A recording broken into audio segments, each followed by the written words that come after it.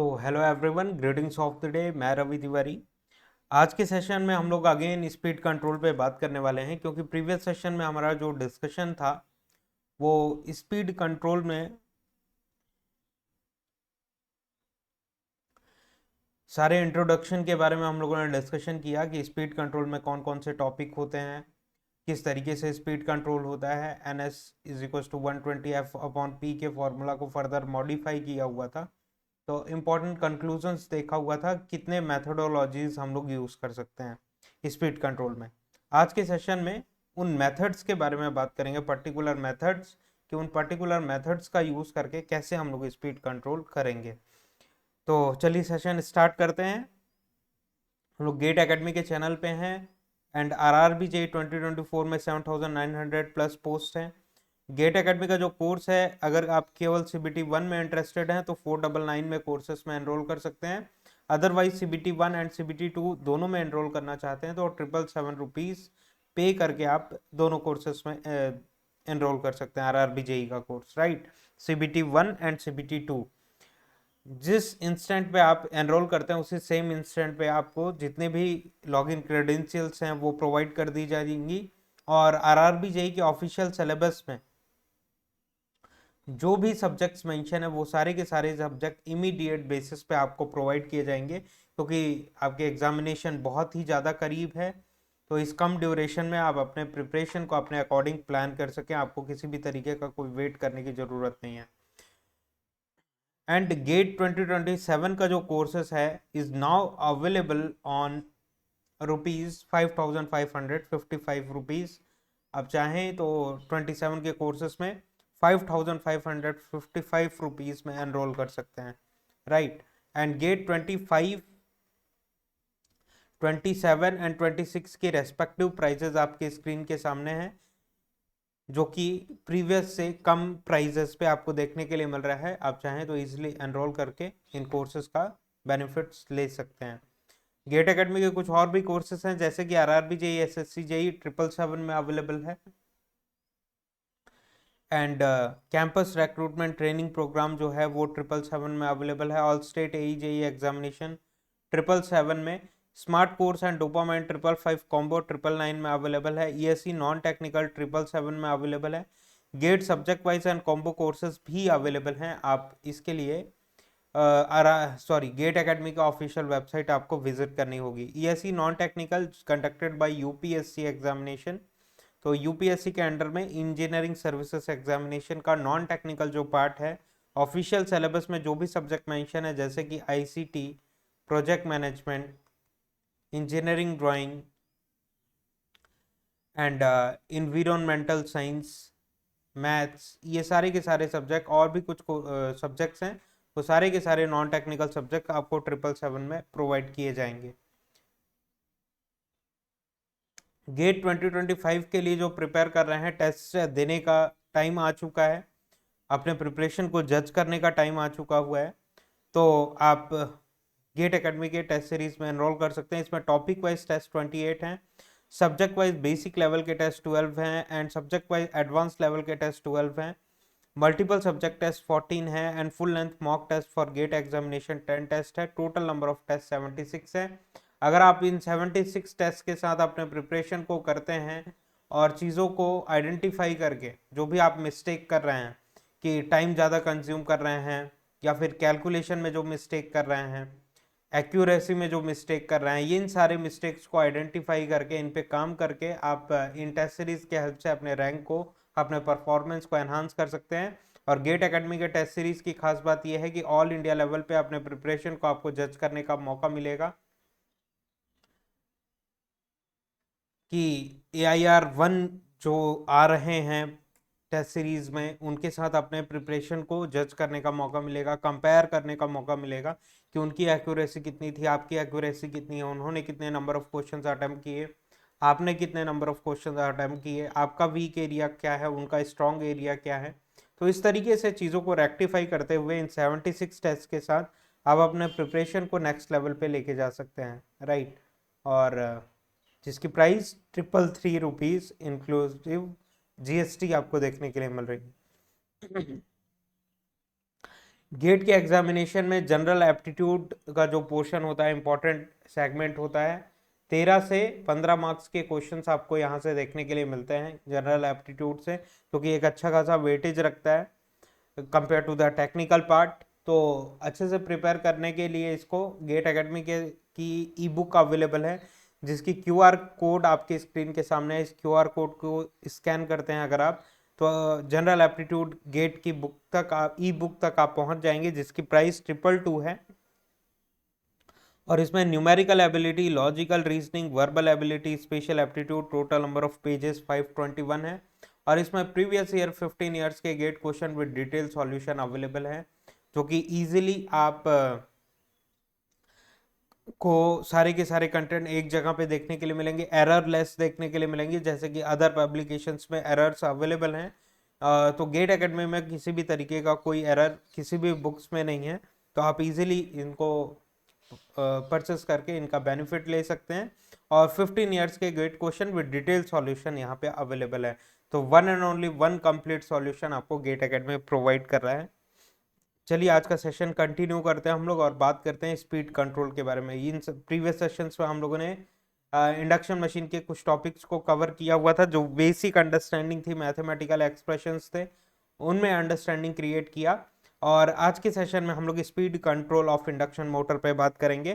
तो previous sessions में हम लोगों को आइडिया मिला कि जब NS is equal to 120F/P लिख सकते हैं हम लोग, 120F/P लिख सकते हैं। And NR is equal to, क्योंकि स्लिप का जो डेफिनेशन होता है NS minus NR divided by NS होता है, तो यहाँ से NR का एक्सप्रेशन अगर हम लोगों को चाहिए तो ये SNS इधर आ जाएगा एंड NS माइनस NR, और इसको फर्दर सिंप्लीफाई करें तो NR का एक्सप्रेशन आपको देखने के लिए मिलेगा 1 minus S times of NS।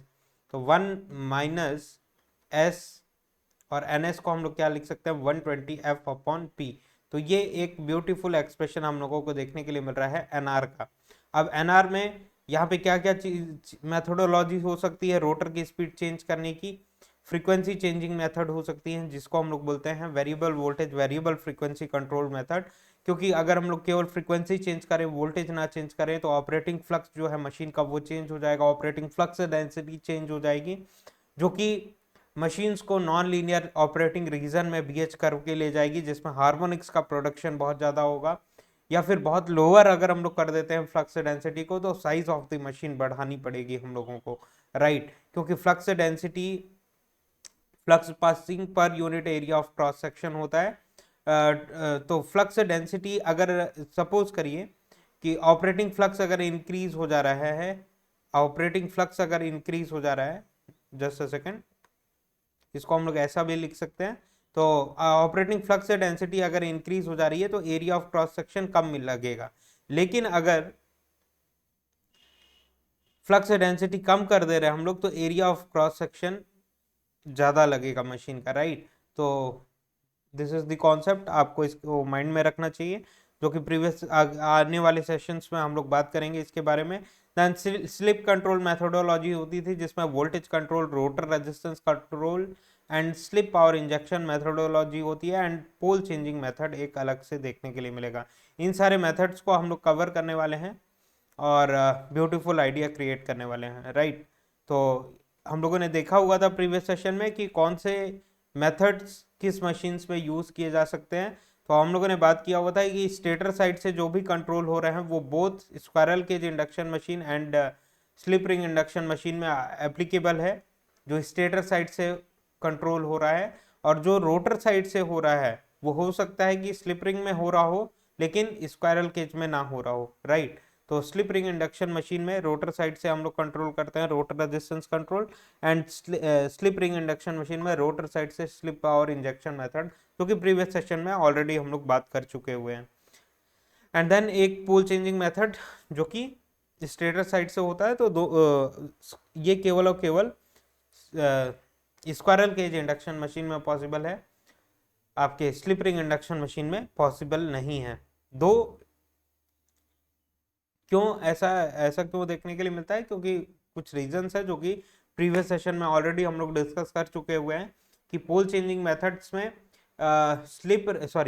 Squirrel cage induction machine की ये ब्यूटी होती है कि रोटर में ऑटोमेटिकली जितने नंबर ऑफ पोल्स स्टेटर में है, same number of poles rotor में ऑटोमेटिकली इंड्यूस हो जाते हैं। और for continuous electromagnetic torque development stator number of poles and rotor number of poles same होने चाहिए, इक्वल होने चाहिए, तभी continuous electromagnetic torque machine produce कर सकती है, अदरवाइज ये पॉसिबल नहीं है। कि अगर स्टेटर में 2 नंबर ऑफ पोल्स हैं और रोटर में 4 नंबर ऑफ पोल्स हों तो ये पॉसिबल नहीं है कि मशीन कंटिन्यूअसली रन कर सके, राइट। तो स्क्वायरल केज इंडक्शन मशीन में ऑटोमेटिकली पोल्स इंड्यूस होते हैं, जबकि स्लिप रिंग इंडक्शन मशीन में या फिर फेज वाउंड इंडक्शन मशीन में हम लोगों को जितने नंबर ऑफ पोल्स के लिए स्टेटर की वाइंडिंग वाउंड की गई है, उसी सेम नंबर ऑफ पोल्स के लिए रोटर को प्री वाउंड करना पड़ेगा, हम लोगों को पहले से ही प्री वाउंड करना पड़ेगा, जिसके कारण जब मशीन में सप्लाई करें तो बोथ स्टेटर एंड रोटर में ऑटोमेटिकली पोल्स का इंडक्शन हो सके, राइट। तो आज के सेशन में हम लोग बात करेंगे स्लिप कंट्रोल के बारे में। एक इंपॉर्टेंट मेथड है, इसमें से क्वेश्चंस देखने के लिए मिलते हैं, कॉन्सेप्ट इंपॉर्टेंट है, बेसिक्स है, जो कि प्रीवियस सेशन में ऑलरेडी आप लर्न कर चुके हुए हैं, मैथमेटिकल एक्सप्रेशन, उन्हीं के बेसिस पे सारा हम लोग वोल्टेज कंट्रोल मेथड या फिर स्पीड कंट्रोल के जितने भी मेथड्स हैं वो फॉलो करेंगे, राइट। आपको यहाँ पे किसी भी तरीके की कोई भी चीज़ है याद करने की जरूरत नहीं है, जस्ट आ मैथमेटिकल एक्सप्रेशन। तो प्रीवियस सेशन में हम लोगों ने रोटर की सर्क्यूटरी देखी हुई थी, यहाँ से हम लोग सप्लाई करते थे, जो कि सप्लाइड वोल्टेज होता था V1, और स्टेटर के winding resistance and leakage reactance and shunt branch को अगर हम लोग नेग्लेक्ट कर देते हैं तो ये direct expression, direct stator supplied voltage, stator में ही तो आप सप्लाई करेंगे। Stator fed induction machine normal induction machine होती है और हर जगह पे स्टेटर फेड इंडक्शन मशीन के बारे में ही बात होगा। Rotor fed induction machine specific, जब तक क्वेश्चन में या फिर आपके कॉन्सेप्ट्स में स्पेसिफाई ना करें कि ये रोटर फेड इंडक्शन मशीन है या इन्वर्टेड इंडक्शन मशीन है, तब तक आपको स्टेटर फेड ही कंसीडर करना है। तो हम लोगों ने स्टेटर साइड से सप्लाई किया वोल्टेज V1, अब वो डायरेक्टली कहाँ पे आएगा, रोटर सर्क्यूटरी में आएगा। रोटर सर्क्यूटरी में क्या क्या होता है, ये X2 होता है एंड ये R2/S होता है, जो कि प्रीवियस सेशन में हम लोग देख चुके हुए हैं। यहाँ से करंट सर्कुलेट करना चालू करेगा, क्योंकि ये क्लोज्ड सर्क्यूटरी है, इमीडिएटली करंट सर्कुलेट करना चालू करेगा। ये कौन सा करंट है, करंट I2 के नाम से इसको हम लोग जानते हैं, और रोटर में फ्लो कर रहा है इसलिए I2 कह रहे हैं। अगर स्टेटर में फ्लो करता, स्टेटर से फ्लो होता है तो I1 कहते हैं, राइट। तो टॉर्क डेवलपमेंट का एक्सप्रेशन हम लोगों ने देखा, क्योंकि हम लोगों को मालूम है power is equal to torque multiplied with speed होता है, तो इसी को बेसिकली हम लोगों ने चेंज किया टॉर्क के फॉर्म में, और P/ओमेगा लिखा हुआ था, ओमेगा S, और यहाँ पे नंबर ऑफ फेजेस को इंट्रोड्यूस किया हुआ था। तो torque developed is equal to power developed,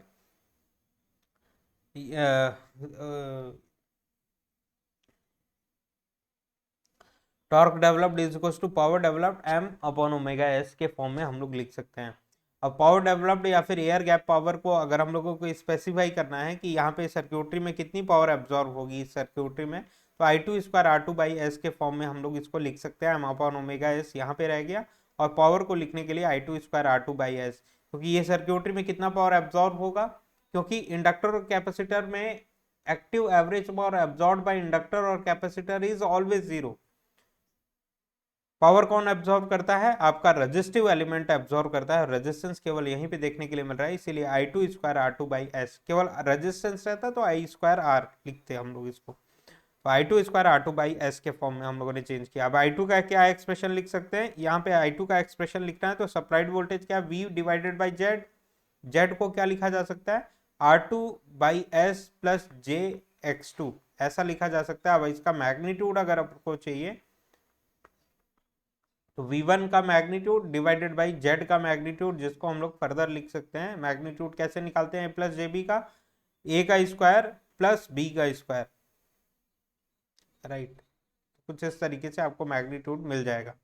अब ये I2 का एक्सप्रेशन आ गया, अब इसका स्क्वायर करना है तो V1 का स्क्वायर हो गया, एंड रूट का स्क्वायर क्या हो जाता है, रूट का स्क्वायर, इसका रूट का स्क्वायर क्या हो जाएगा, रूट कैंसिल हो जाएगा, राइट। क्योंकि रूट का क्या मतलब होता है, सपोज करिए यहाँ पे x है, x की रूट 2 का क्या मतलब होता है कि x की पावर में हाफ, x की पावर में हाफ मल्टीप्लाइड विथ इसका स्क्वायर कर देते हैं, तो इसका स्क्वायर कर देगा 2 कैंसिल, मतलब रूट कैंसिल, पावर 1 आ गया, और जिसको हम लोग लिख सकते हैं x।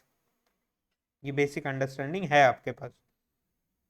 M upon omega S V one square R two by S का square plus X two square, और ये R two by S as it is हम लोगों ने यहाँ पे लिख दिया।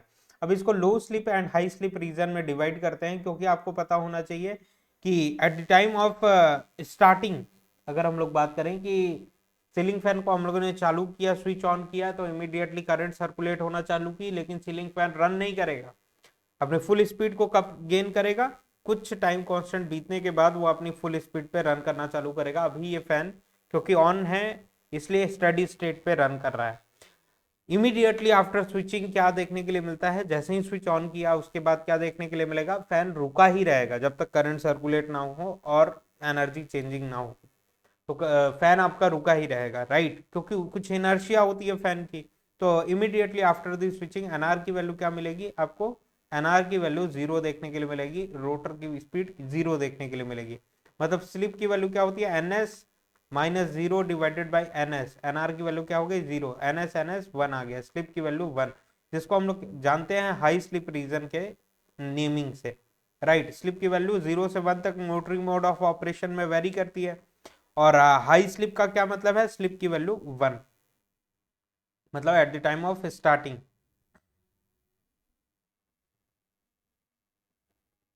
तो स्लिप जब हाई होता है तो R2 बाई एस को हम लोग नेग्लेक्ट कर सकते हैं, तो क्या बच गया यहाँ पे डिनोमिनेटर में x2 बच गया। देखिए R2 बाई एस को केवल केवल डिनोमिनेटर से नेग्लेक्ट करेंगे हम लोग, न्यूमरेटर से नेग्लेक्ट नहीं करेंगे, राइट। तो इस चीज का हमेशा ध्यान रखिएगा। तो torque developed is equal to M upon omega S V one square, और यहाँ से R2 बाई एस नेग्लेक्ट कर दिए तो x2 स्क्वायर देखने के लिए मिलेगा, and this is R2 by S. अब स्टार्टिंग टॉर्क अगर हम लोगों को लिखना है तो स्लिप की वैल्यू क्या हो गई 1, यहाँ पे 1 हो गई स्लिप की वैल्यू, स्टार्टिंग स्लिप की वैल्यू क्या होती है 1 देखने के लिए मिलती है, राइट। तो M upon omega S V one square X two square, and this is R2। तो ये कौन सा मेथड था, वोल्टेज कंट्रोल्ड मेथड था। कौन सा मेथड, वोल्टेज कंट्रोल्ड मेथड था ये। तो वोल्टेज कंट्रोल्ड मेथड है, मतलब एम की नंबर ऑफ फेजेस चेंज होंगे क्या, नहीं। स्पीड चेंज होगी क्या, नहीं, स्पीड चेंज नहीं हो रही है।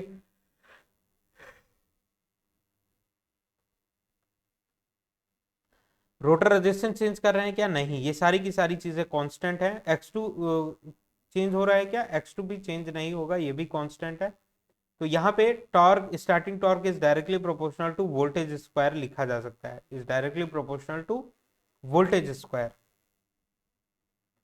राइट, क्योंकि वोल्टेज चेंजिंग मेथड है ना, वोल्टेज कंट्रोल मेथड है।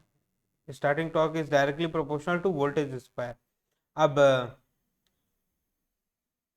लो स्लिप रीजन के बारे में बात करें तो स्लिप की वैल्यू जब बहुत ही ज़्यादा कम है तो ये ओवरऑल वैल्यू क्या मिलेगी, ज़्यादा मिलेगी कंपेयर टू x2, तो x2 को हम लोग नेग्लेक्ट कर सकते हैं फॉर द सिंप्लीफिकेशन। तो torque developed is equal to M upon omega S, और ये v1 का स्क्वायर था, और ये r2 बाई एस का स्क्वायर प्लस x2 का स्क्वायर।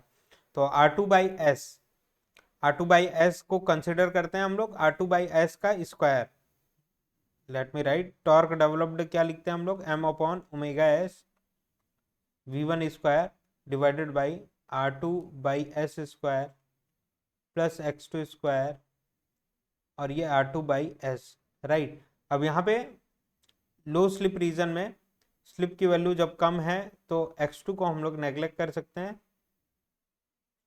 तो torque developed is equal to M upon omega S, और ये v1 स्क्वायर, और ये स्लिप की वैल्यू क्या है, कम है, तो x2 को नेग्लेक्ट कर दिया, मतलब यहाँ पे R2 बाई एस का स्क्वायर, और ये R2 बाई एस बच गया, राइट। तो ये स्क्वायर से ये न्यूमरेटर वाला पार्ट खत्म हो गया, R2 बाई एस नीचे बच गया, तो R2 को यहीं पे रहने दीजिए, नीचे ही, s को ऊपर ले गए, तो s को इस फॉर्म में लिखा जा सकता है। अब बात करते हैं क्या चेंज कर रहे हैं हम लोग, वोल्टेज। तो नंबर ऑफ फेजेस चेंज कर रहे हैं क्या, नहीं। स्पीड चेंज कर रहे हैं क्या, नहीं। रोटर रेजिस्टेंस चेंज कर रहे हैं क्या, नहीं। तो क्या बच गया यहाँ पे, वोल्टेज बच गया। और स्लिप स्लिप तो चेंज होगा ही किसी भी पैरामीटर के चेंज होने से। तो torque developed is directly proportional to slip times of V square supplied voltage square, right, v1 लिख सकते हैं आप। तो if and only if given torque is constant, कि जो भी टॉर्क डेवलप कर रही है, torque requirement of the machine अगर कांस्टेंट है,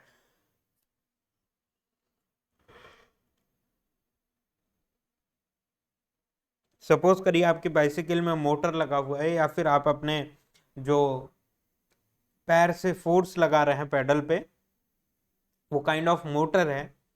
तो आप इनपुट दे रहे हैं, मैकेनिकल इनपुट दे रहे हैं, तो मैकेनिकल आउटपुट आपको देखने के लिए मिल रहा है, मशीन आगे की तरफ रन कर रही है, राइट। अब आपके बैक कैरियर में दो फ्रेंड्स बैठे हुए हैं, वो मैकेनिकल लोड की तरह काम कर रहे हैं। अब लोड इंक्रीज या डिक्रीज नहीं हो रहा है कि तीन फ्रेंड्स नहीं आगे बैठ रहे हैं, या फिर एक उतर नहीं जा रहा है, एक फ्रेंड नहीं बैठ रहा है, दो बैठे हुए हैं स्टार्टिंग से ही, और वो कंटिन्यूअसली बैठे हुए हैं आपके साइकिल्स में। तो आपकी साइकिल की स्पीड क्या होगी, वो कभी ज्यादा या कम होगी क्या, नहीं, एक कांस्टेंट स्पीड से रन करेगी। चार फ्रेंड्स आगे बैठ जाएंगे बैक कैरियर पे तो स्पीड स्लो डाउन हो जाएगी। केवल सारे फ्रेंड्स उतर के केवल एक फ्रेंड बैक कैरियर में बैठा हुआ है, तो लोड कम हो गया, स्पीड ज्यादा देखने के लिए मिलेगी बाइसाइकिल, लाइक दैट, राइट। तो torque development, torque requirement of the load अगर कांस्टेंट है, तो इसको कांस्टेंट मेंटेन करने के लिए it is directly proportional to slip times of voltage square, right. तो अब हम लोग क्या चेंज कर रहे हैं, वोल्टेज चेंज कर रहे हैं। तो एस वी स्क्वायर का जो प्रोडक्ट है वो क्या मिलेगा आपको, कांस्टेंट मिलना चाहिए अगर टॉर्क डेवलप्ड या torque requirement of the load constant है। तो कि जितना लोड का रिक्वायरमेंट रहेगा उतना ही तो मशीन को डेवलप करना पड़ेगा power, in order to continuously run the machine, in order to continuously run the machine, right. तो एस वी स्क्वायर का जो प्रोडक्ट है वो कांस्टेंट मिलना चाहिए आपको। तो एस एक्स और वी एक्स स्क्वायर और एस वाई और वी वाई, मतलब first case and second cases में दोनों का प्रोडक्ट जो है स्लिप एंड वोल्टेज स्क्वायर का प्रोडक्ट कांस्टेंट मिलना चाहिए। तो ये कुछ इस तरीके से लिखा जा सकता है, मतलब सेकंड टाइप का स्लिप चाहिए आपको, तो S Y is equal to, इसी को फर्दर मॉडिफाई किया जा सकता है इस फॉर्म में। तो S Y is equal to, ये फाइनल एक्सप्रेशन आपको क्या देखने के लिए मिल रहा है, स्लिप एंड वोल्टेज में relation, S Y is equal to S X और ये V X divided by V Y का स्क्वायर, स्क्वायर नहीं सॉरी, ये स्क्वायर देखने के लिए मिल रहा है, इस कॉमन स्क्वायर, राइट। तो अगर हम लोग वोल्टेज को चेंज कर देते हैं, अगर हम लोग वोल्टेज को चेंज कर देते हैं एंड सेकंड केस का जो वोल्टेज है वी वाई, वी वाई क्या है सेकंड केस का वोल्टेज, वी एक्स क्या है फर्स्ट केस का वोल्टेज। सेकंड केस में क्योंकि वोल्टेजेस चेंज करना है, वोल्टेज कंट्रोल मेथड है, वोल्टेज को हम लोग जस्ट हाफ कर देते हैं। फर्स्ट केस में वोल्टेज कितना था वी एक्स, सेकेंड केस में कितना हो गया V X divided by two, अगर हम लोग कर देते हैं तो उस पर्टिकुलर केस में क्या हो जाएगा, ये टू ऊपर चला जाएगा, वी एक्स कैंसिल, टू का स्क्वायर मतलब कि यहाँ पे फोर आ जाएगा, four times of S X आ जाएगा। तो S Y is equal to क्या लिख सकते हैं हम लोग, four times of S X लिख सकते हैं। ये कंक्लूजन हम लोगों को देखने के लिए मिला, जिसको हम लोग फर्दर लिख सकते हैं, for given torque requirement of load, sorry, for given torque requirement of load if we supply half of the voltage, कि सेकंड केस में S Y is equal to, sorry, V Y is equal to V X divided by two अगर हम लोग supply करते हैं, तो slip में four times change है, स्लिप कितने टाइम से इंक्रीज हो जाएगी, फोर टाइम्स से इंक्रीज हो जाएगी स्लिप, फोर टाइम्स इंक्रीज हो जाएगी, right, four times slip increase हो जाएगी। तो ये कंक्लूजन हम लोगों को यहाँ पे देखने के लिए मिला। तो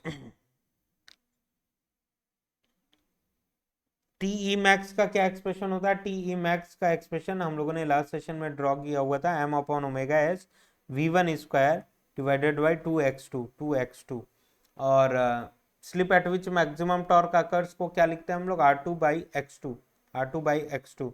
तो ध्यान देते हैं नंबर ऑफ फेजेस कांस्टेंट है, ओमेगा एस कांस्टेंट है, एक्स टू कांस्टेंट है, टू मैथमेटिकल कांस्टेंट है, तो केवल और केवल हम लोग वोल्टेज चेंज कर रहे हैं।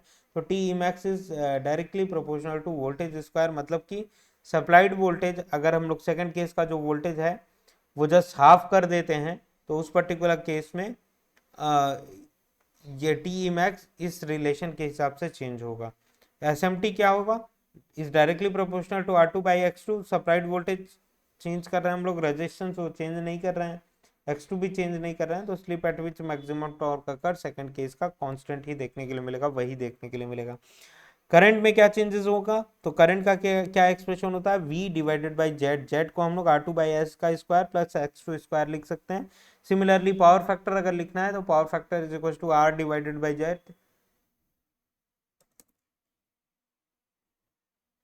तो R2 by S divided by root over R2 by S square plus X2 square के फॉर्म में चीजों को एक्सप्लेन कर सकते हैं, राइट। अब करंट एंड पावर फैक्टर को भी आप चाहें तो high slip and low slip में डिवाइड कर लीजिए। हाई स्लिप में हम लोग क्या नेग्लेक्ट करते हैं, R2 by S neglected, low slip में X2 नेग्लेक्टेड, राइट।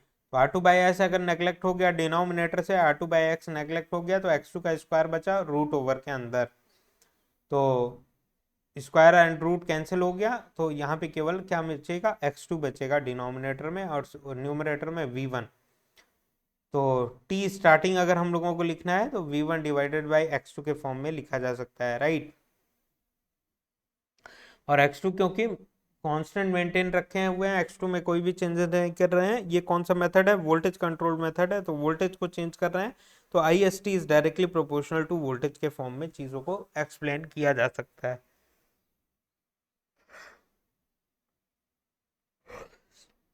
सिमिलरली लो स्लिप रीजन में बात करें तो X2 को नेग्लेक्ट किया, I2 is equal to V1 divided by X2 को नेग्लेक्ट करने के बाद यहाँ पे क्या बचेगा डिनोमिनेटर में, ये अगर जीरो हो गया तो R2 बाई एस का स्क्वायर रूट ओवर, तो स्क्वायर एंड रूट कैंसिल हो जाएगा, R2 बाई एस बचेगा, जिसको R2 को हम लोग नीचे लिख देते हैं एंड S को ऊपर चढ़ा देते हैं, ऐसा कुछ। तो सप्लाइड वोल्टेज ही केवल चेंज कर रहे हैं, ये कांस्टेंट है, तो I2 is directly proportional to SV for constant load torque requirement.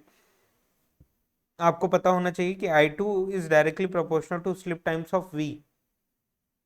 तो for constant load torque requirement हम लोगों का प्रीवियस कंक्लूजन क्या था कि सेकंड केस का जो स्लिप है S Y is equal to 4 times of S X हो जा रहा था, इफ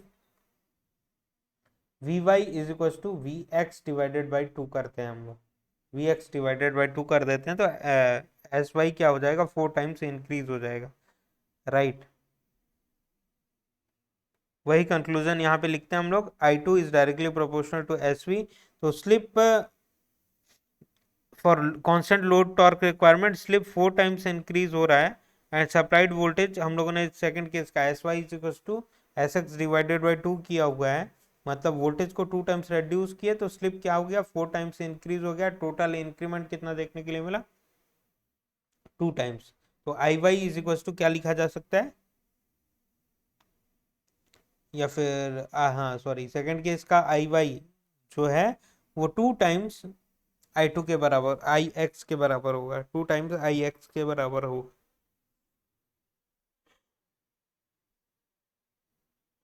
तो ये एक कंक्लूजन मिल गया आपको।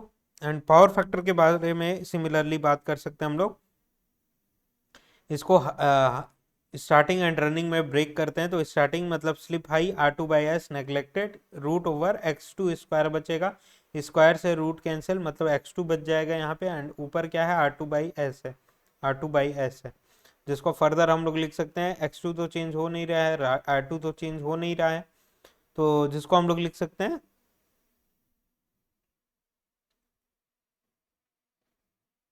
स्लिप